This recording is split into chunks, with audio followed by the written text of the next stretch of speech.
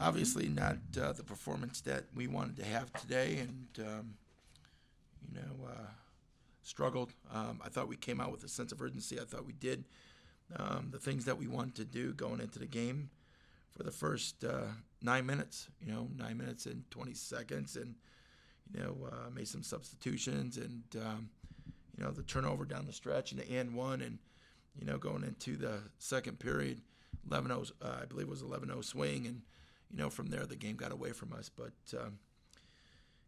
we get, regardless of who we play, obviously NC State showed you why they're ranked third in the country. They're bigger than us at every single position, and more skilled, and there's a reason. They executed well, they defended well. It's frustrating because they set screens, we melt on them. We struggle to get through them. We set screens, and they just get through them, and they're not going to be denied. And we got to figure that part out. And that's just a mentality. That's a culture, that's a mindset of not being denied. And from the last 40 seconds of the first period throughout the last three periods, we struggled mightily.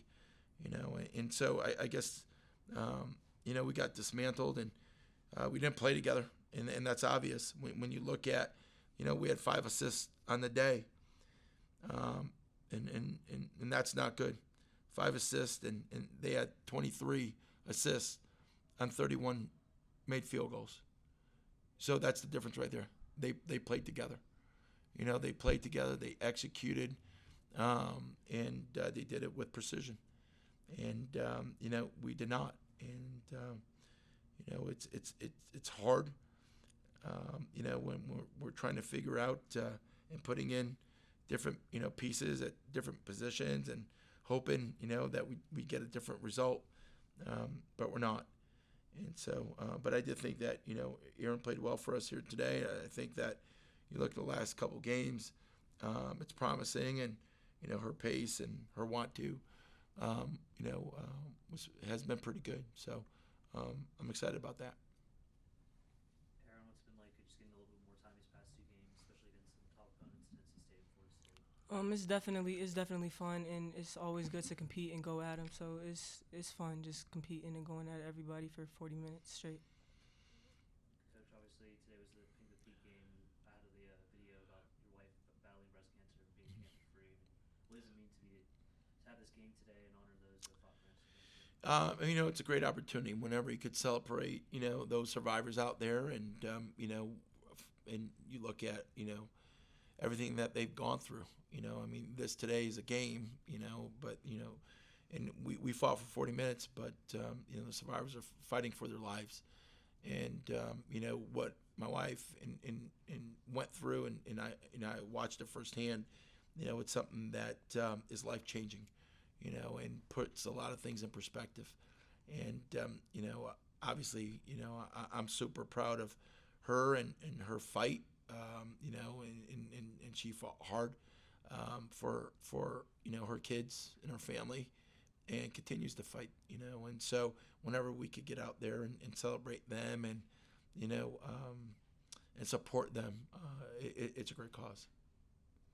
Aaryn, what does this game mean to you as well? I know you guys get to wear the nice pink jerseys, but what does this game mean to you? Of course, it means a lot. Just especially having all the fans out there, just being supportive, knowing that they can come out and we're, playing. It's amazing having that atmosphere, and everybody that's affected that keeps fighting. Yeah, like Coach said, we fought for 40 minutes, but they're fighting for their lives. So like us going out there and just playing hard for them, I feel like it means a lot.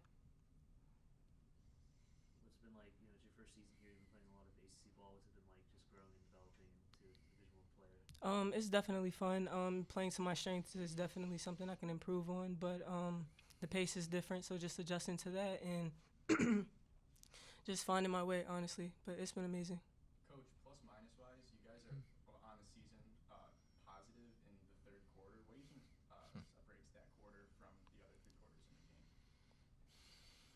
the game? I don't know. I must have an amazing halftime speech or something.